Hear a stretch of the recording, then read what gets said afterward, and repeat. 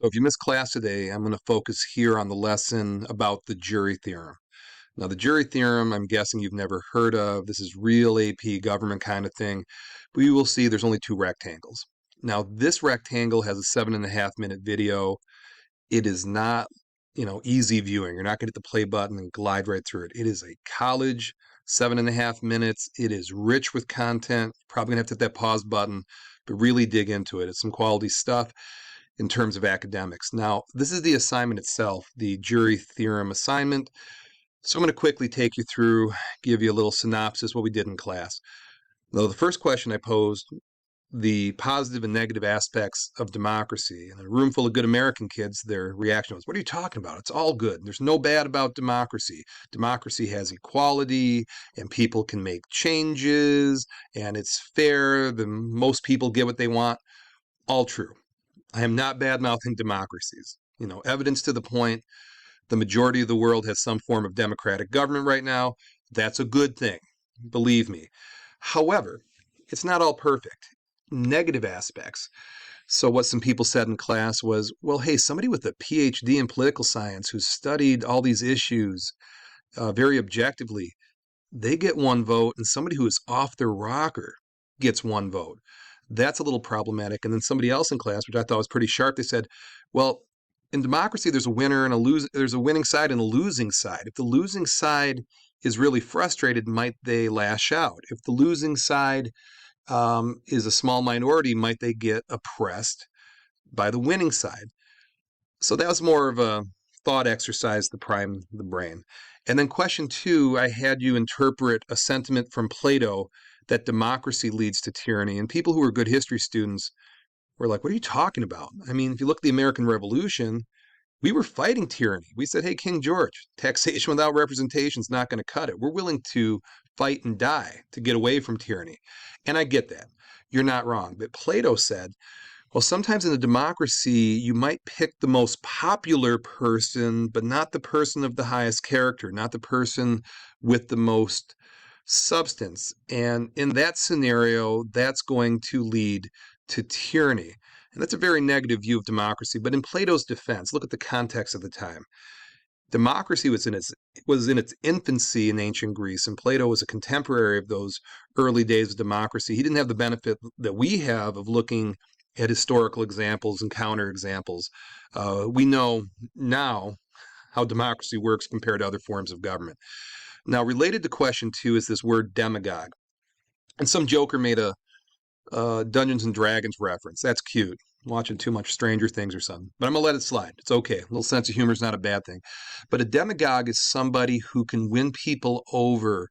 They're charlatans. They're shysters. We have words for these people, con artists, where they can talk a good game, but they're not of good character, and they don't have your best motives in mind, or they don't have your best interest in mind. Their motives are nefarious, if you get that. So that's what a demagogue is. And we thought of some examples of some demagogues, and that revealed people's political leanings, I can tell you that. But I'm not going to touch that one.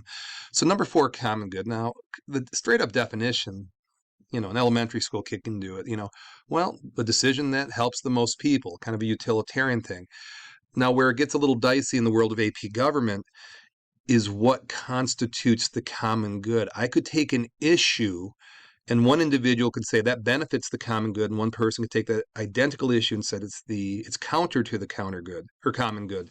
So this is a tough concept when you apply it to politics. Now, number five, I hope you learned in economics, the law of unintended consequences. So when you make a decision or you implement a new policy, you hope for the best, you plan for the best, but sometimes things arise that you didn't expect, unforeseen things. And that relates to this video I had people watch. I'm not going to play it here, but please watch this at this point. Okay, so you watch the video, and then we go to question six.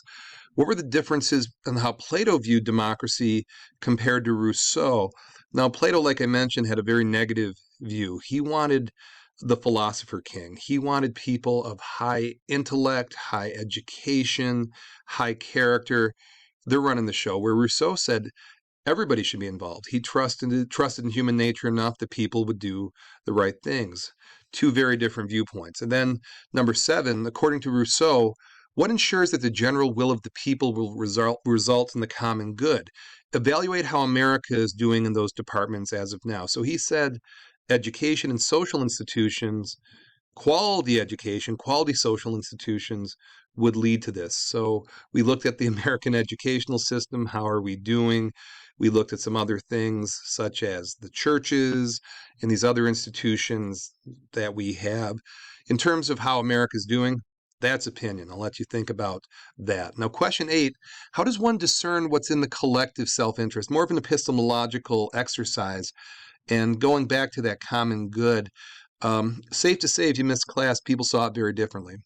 And if I scale my little classroom as a microcosm to the millions and millions of Americans, it's the same kind of deal. So that's more of a thought exercise. You can do that one on your own. Number 9, who was de Condorcet? Now, he was a French philosopher. Now, he believed in science and reason. He paid the price. He got the guillotine in the French Revolution. But if you think about Condorcet saying, okay, if you really want a healthy society, it's got to be based on science and it's got to be based on reason. Now, does that apply to democracy? Because if you think about it, we have some very scientifically literate, rational people who go to the voting booth. We also have some scientifically illiterate people and some irrational people at the voting booths. But de Condorcet had a very optimistic view of mankind, similar to Rousseau, part of that Enlightenment movement, if you recall that from history class, that sort of thing. Now, the jury theorem, yes, that's the name of this lesson. We're finally here. And this is mathematics. You don't get a whole lot of mathematics in AP government. But the jury theorem is, okay, if you think about a 12-person jury, very different biases, different people, coming from different walks of life. So how can we say juries are effective? I mean, they're ensured in our Sixth Amendment, they're ensured in our Seventh Amendment. And here's what they said. It goes, if you can get all 12 to be over 50%, collectively, that's going to reach a positive outcome. You don't have to be at 100%. If you can get more than 50% people who decide correctly, it will eventually be the right thing. Now, the converse of that is fairly simple. If you have enough people who are below 50%, it's all the bottom's going to fall out and it's going to go to nothing. So that's a jury theorem. Now, that's for a 12-person jury. Now, how does it apply to voting? Same kind of deal. In a democratic system, if we can get people above 50% who do the right things, good things will happen. If we have people below that, bad things will happen. So you can take this mathematical theorem and apply it on a different scale. A jury is 12, the voting populace is in the millions, but the mathematics and the concept is the same. Okay, kind of heady stuff, but I hope you got it. And then number 12, I'm going to have you either support, extend, or dissent about a Platonic political argument, and I'm going to ask you to infuse at least 3 of the people or concepts you learned in class. So put in Plato and Condorcet and Rousseau and demagogue, and hopefully the stuff that you learned. And here's the prompt. Okay, there are too many Americans that are ill-informed, listening to misinformation. Any uneducated lunatic can vote. These people are mindless sheep. You need qualifications to get a driver's license, a marriage license, and a ton of jobs. Here's what I say. A minimum IQ of 110 to vote, and you have to pass a college civics exam before we let you to the polls. Watch how this country changes when you get actually smart, informed people voting. And this is very Platonic, that we have people of a certain education level and so forth. Now, there are people right now and who are saying in order to vote, you need to pass the same tests that immigrants pass.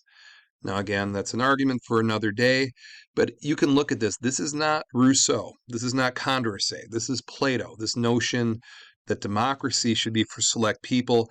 Now, if you support it, you're going to agree. If you extend, you want to add some things, expand on some things, or dissent, saying this guy is full of hooey.